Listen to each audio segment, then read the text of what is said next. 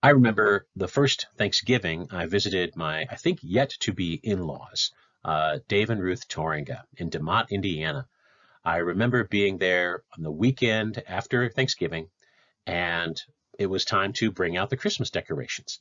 And my mother-in-law, Ruth, asked me, Marcus, would you help bring down the boxes from the attic? And yes, absolutely. I want to show I'm a good provider, and I'm strong and healthy enough to get boxes down for you. Yes, I'll be a good husband for your daughter. So I remember going up into the attic and seeing a mountain of boxes. And I figured, oh, this is, family storage, and I'll bring down a few crates. The crates kept coming, and they were all Christmas stuff. And at a certain point, I started to think, is this a joke? Is this some sort of hazing ritual for the Torringa family, for potential sons-in-law? Is this how they sort out the weak ones? I was up in that attic for a very long time, it felt like, bringing down boxes. There were yet more boxes of Christmas stuff. So my mother-in-law's decor is not like this. This is a little over the top. My mother-in-law Ruth's decorations, while I was surprised that day, are not this intense. It's tasteful, it's sweet, it's sentimental, and it's bound up with family and history. It's sweet and it's good. But maybe you know somebody who takes a good, sweet decoration scheme and goes 9,000, level 9,000 on it, right? Maybe you live down the street from these people, and you don't know how to talk to them about it. Maybe you need to set up a GoFundMe for their electric bills this season. But Christmas decorations are a way in which we can sometimes maybe feel like we're going overboard or think that somebody else has gone overboard. But the ones that are important to us, if we have some, they speak a special story, and they speak to our hearts, and they remind us of things, family history, or a special year.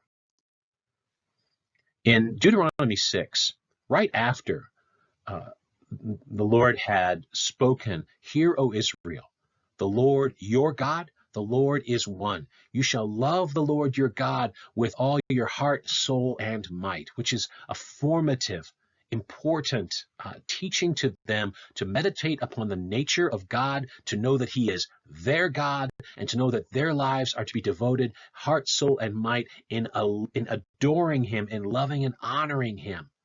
Right after that, the Lord says, "And these words that I command you today shall be on your heart." How will I do that? They're in my heart. Yeah, sure, I remember them. No, you shall teach them diligently to your children, and shall talk of them when you sit in the house, and when you walk by the way, and when you lie down, and when you rise. You shall bind them as a sign on your hand, and they shall be as frontlets between your eyes. You shall write them on the doorposts of your house and on your gates. This is how we ensure that the Shema, the "Hear, O Israel, the Lord your God, the Lord is one," how we ensure that it is on our hearts. We put reminders in front of us. We make speaking of it the natural state of our heart and life, part of our rhythm of being with people. We share what it is that the Lord's word to us means.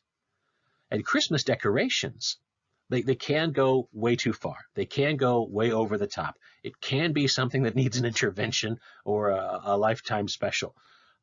But at their best, they are reminding us of who we are and who God is to us. I've got nothing against Elf on the Shelf. I think that'd be more of a stretch to make Elf on the Shelf tell that story. But Christmas decorations at their best are putting the beauty of Christmas and the wonder of the incarnation of Jesus in front of us. We need to intentionally surround ourselves with whatever reminders we need to make that a natural part of our life all year round, so that it will be on our hearts, so that we will teach it to our children. Here is who Christ is, and here is what it means to us, and here is how we love Him with everything that we have. So I want to encourage you, as you look at the Christmas decorations around you or in your own home, to look at them as a Deuteronomy 6 exercise, to put Christmas before you and to then have that infect your life. It's not something that we put away into a box in the attic for the rest of the year, but that it affects our life, to remember and rehearse the wonder of the incarnation of Jesus and what that means for how we love Him. Christmas decorations are like the bindings on our hands and frontlets between our eyes, on our gates and doorposts of our home, to remember who we are and who Jesus is to us. Go in his grace and peace today.